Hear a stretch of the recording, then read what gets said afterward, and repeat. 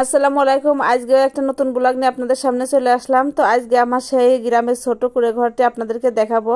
তো অনেকে জিজ্ঞেস করেন যে আপু আপনার গ্রামের বাড়ি কোথায়, আপনার গ্রামে কি ঘর বাড়ি কিছুই নাই, আপনি শহরে বাসা ভাড়া থাকেন। তো আজকে আপনাদেরকে আমার গ্রামের সেই ছোট্ট ঘরটা দেখাবো। আর এই ঘরটা সম্পূর্ণ হচ্ছে টিনের ঘর। তো টিনের ঘর কিন্তু আমার অনেক ভালো লাগে, আর টিনের ঘরে অনেক শান্তি।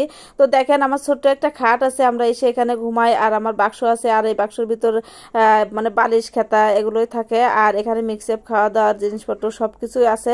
মনে করেন একটা সংসারে টুকিটাকি যা লাগে সেই সবগুলো আমি রেখে দিয়েছি, যে এসে যাতে আমার কোনো রকম কষ্ট না হয়। গ্যাসের সিলিন্ডার, চুলা, তারপর হচ্ছে বিভিন্ন রকম জিনিসপত্র যা কিছু লাগে সবকিছুই আছে। আর এই ঘরটা হচ্ছে আমার খুব মানে শখের একটা ঘর। আর আমার এই শখের ঘরটাতে আমি প্রথম যখন ঘর করার একটা চিন্তা ভাবনা নিই, তখন আমার ইচ্ছা ছিল যে এইভাবে নিচে এই প্লাস্টার হবে আর চারিপাশে টিন দিয়ে আমি একটা ঘর করব।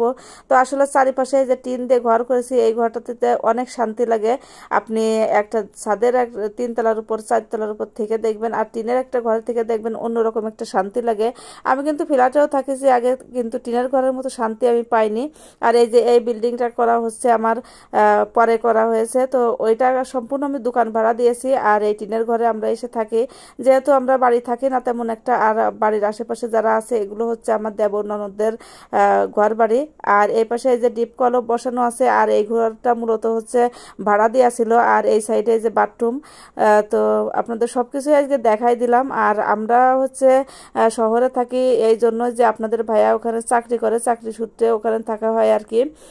আর দেখেন আমার ঘরের সামনে আমার দেবরের যে বড়ই গাছটা লাগাইছে, অনেক ফুল এসেছে, এত সুন্দর বড়ই হয় এই গাছে।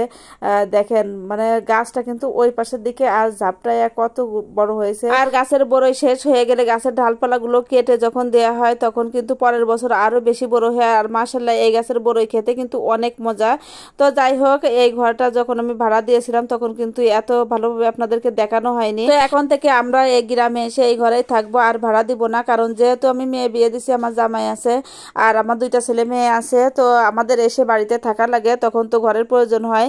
তার জন্য আর ভাড়া দেওয়া হবে না। এখন থেকে আমরা এই ঘরে এসে থাকবো। আর সিঁড়ি ঘরে যেখানে থাকতাম সেখানে হচ্ছে রুমটা ছোট, মানে আমরা সবাই মিলে যদি একসাথে আসি ওখানে মেলা চাপাচাপি হয়ে যায়। তার জন্য আমি এখন থেকে এই ঘরে আমরা এসে থাকবো। আর হচ্ছে দেখি যদি 2 তলার উপর কোনো ঘর করতে পারি কোনোদিন, আপনাদের দোয়া এবং ভালোবাসায় সেদিন আপনাদেরকে দেখাবো।